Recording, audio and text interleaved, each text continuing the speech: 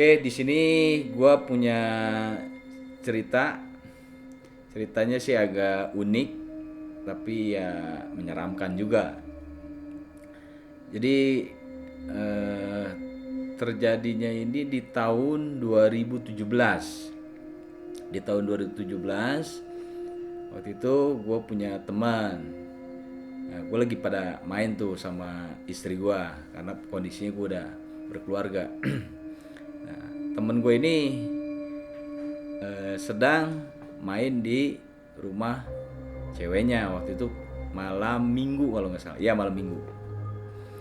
Nah, gue karena punya keperluan lain sama istri gue, ya gue bilang gue pinjem motor karena kondisi waktu itu gue nggak bawa motor. Gue bilang ya gue pinjem motor lo deh karena gue harus nganter istri.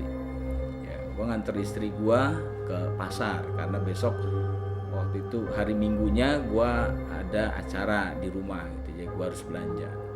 Udah gue gue belanja sama istri gue ke pasar, kemudian gue anterin pulang istri gue. Nah di situ nggak nggak lama, paling sekitar 20 menit lah gue istirahat di rumah. Nah temen gue ini yang sedang main di rumah ceweknya ini nelpon gue.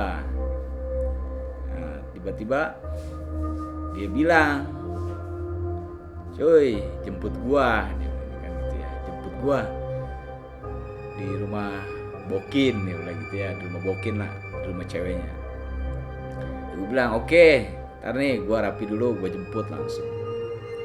Lu sama siapa jemput gua gitu. Ya dia nanya gua, ya gue bilang ya sendiri aja gue berani. Yakin lo sendiri? Ya gue bilang yakin lah, orang malam minggu kok rame di jalan pasti. Ya udah nih gue otw. Ya udah gue rapi, gue bilang sama istri gue mau jemput sekalian balikin motor. Udah gue isi bensin kan, gue isi bensin full lah. Ya gue berangkat. Waktu itu gue ke arah Sawangan Depok. Ya udah gue jalan, ya gue enjoy ya, malam minggu rame lah. Masuklah gue ke tempat, ya suatu daerah lah yang temen gue itu main ke rumah ceweknya, atau gue ke rumah cewek temen gue lah gitu bahasanya. Gue datang, gue jemput. Ya udah gue berangkat, masuk. Ya gue masih pede ya, masih rame, ada orang lalu lalang lah kendaraan. Nah suatu ketika ada persimpangan nih yang harus gue pilih. Ada 2 jalur.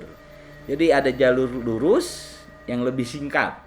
Ada jalur yang ke kanan. Ini harus muter. Dan muternya itu bisa 3 kali lipat lah jauhnya. Ya di situ gue sanksi tuh. Cuman gue nggak pikir panjang. Udahlah gue terobos kayaknya jalur terdekat aja.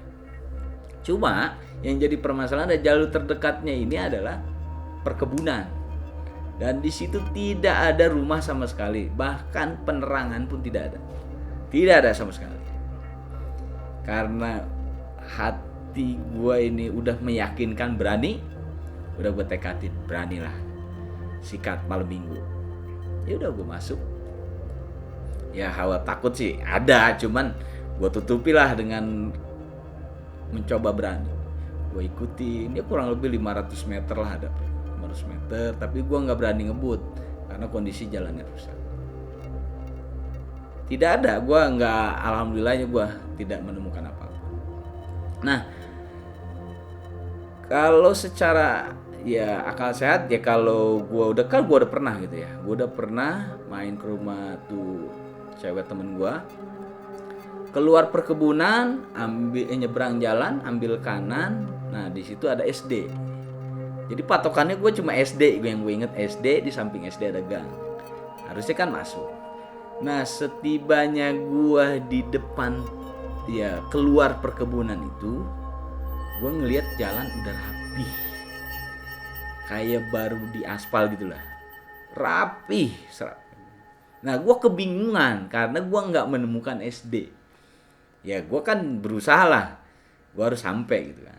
Ya gue ikutin jalur yang baru itu, gue ikutin jalur, gue tidak menemukan rumah ataupun apa. gue lewatin terus. Kemungkinan gue cepet juga lah bawa motor, karena ada rasa takut tuh di situ. Gue udah mulai rasa takut. Gue ikutin, gue labas terus jalur. Ya gue berasa sih tuh perjalanan gue udah panjang banget. Nah gue ketemulah di perumahan. Alhamdulillah nih, gue udah bersyukur banget. Alhamdulillah ada tempat terang, aman lah menurut gue. Disitulah tiba-tiba motor gue mati total, motor nggak hidup sama sekali. Ya gue mencoba mungkin diademin dulu deh motor karena udah panas kali ini. Diademin, ambil ngerokok, gue coba gue coba starter, nggak hidup sama sekali. Perkiraan gue itu gue ada di komplek itu atau perumahan besar-besar itu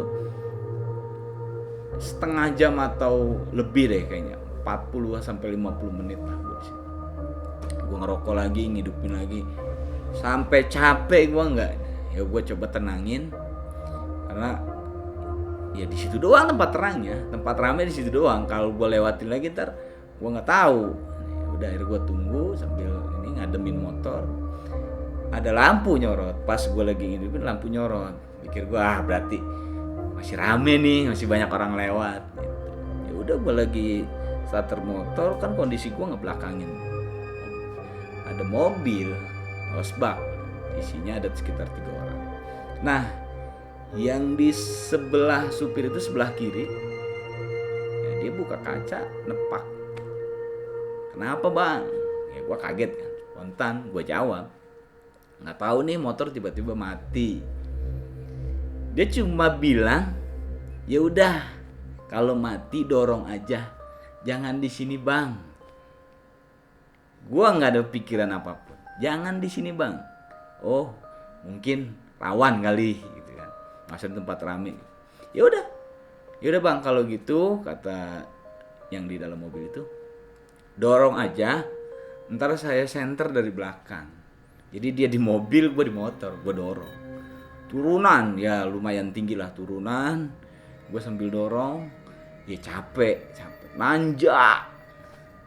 Nah suatu ketika gue ketemu persimpangan tuh, ada persimpangan 2, ada sebelah kanan sebelah kiri. Supir itu bilang, ya artinya yang di dalam mobil itu bilang bahwa abang kalau mau ke jalur yang rame ambil kiri, ntar dikit lagi juga udah jalur rame lagi. Gue bilang kan makasih bang. Lalu mobil itu ke arah kanan, dia pergi. Di warung, gua posisi di warung itu kosong, tutup, ya kotor lah warung. Ya udah, gua ngidupin rokok lagi. Nggak lama gua starter motor itu hidup. Gua nggak tahu udah entah kepanasan atau apa jadi mati. Tiba-tiba itu hidup. Ya udah, gua coba hidupin. Nggak lama, paling sekitar 2 menit lah, gue nemuin tempat rame lagi, jalur rame lagi. Akhirnya gue ada rasa takut juga ya, kok gue bisa nyampe di sini padahal ini jalurnya kan cukup jauh. Ya menurut gue itu jauh banget. Yang gue tahu dari tempat ceweknya temen gue itu jauh. Ya udah, gue ikutin lagi, gue harus nyampe. Tapi ya gue ke arah balik lagi ke posisi yang awal tadi, yang ini ke perkebunan ini. Gue ambil kanan, gue nggak pikir panjang lagi, walaupun jauh gue sikat. Ya udah, akhirnya sampailah gue sampai tujuan. Gue assalamualaikum. Temen gue bilang, lama amat lu gitu kan, kemana aja? Gue bilang gue dari rumah jam 10 gak kemana-mana, gue langsung jemput lu. Ini udah jam 12. Seharusnya perjalanan gue itu cukup 20 menit. Tapi gue dari rumah jam 10 sampai di rumah ya cewek temen gue itu jam 12. Pas jam 12. Ya gue cerita kan, ini motor lu mati, padahal udah gue isi bensin. Di mana matinya? Itu pokoknya gue pas keluar dari perkebunan ada jalan yang baru di aspal. Lalu cewek temen gue itu ngomong, di sini tidak ada jalan yang lagi dirapihin, lagi rusak semua. Ada tadi, pokoknya di depan perempuan. Itu kan yang di depan SD maksud lu? Ya, pokoknya rapih. Nggak ada, dia bilang. Ya udah, gue makin deg-degan. Masa sih? Ya udah gue cerita. Terus motor mati di mana? Ya gue bilang. Nah itu ada komplek, pokoknya perumahan besar. Di situ gue ketemu orang bagusnya. Ada turunan tanjakan komplek. Ya, akhirnya si cewek temen gue itu ngomong, yang ada tanjakan turunan itu cuma di daerah, ya kalau gue sebutin banget, ya pokoknya pemakaman ya. Gue makin takut dan makin deg-degan, luar biasa.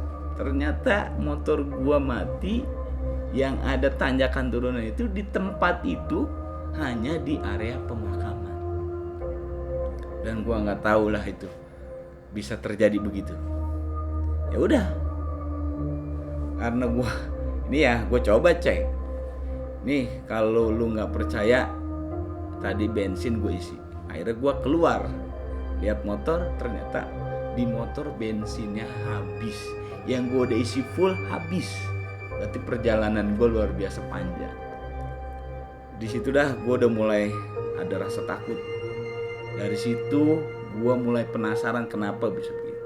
Akhirnya si orang tua cewek temen gue itu keluar cerita bahwa tadi lewat mana. Gue bilang kan lewat perkebunan, cuma kok ada aspal bagus.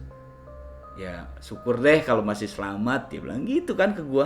Wah gue kan makin penasaran, emang kenapa.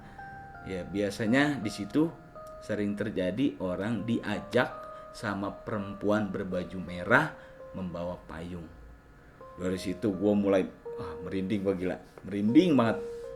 Ya udah, ya intinya pengalaman gue ini real terjadi pada diri gue. Itu yang gue alami.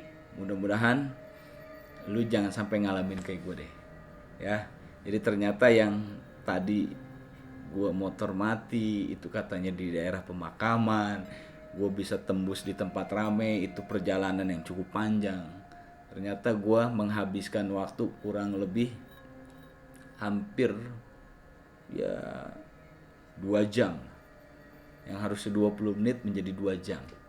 Dan alhamdulillah gue masih selamat sampai sekarang. Ya mungkin itu cerita mistis gue pada kesempatan malam hari ini. Terima kasih.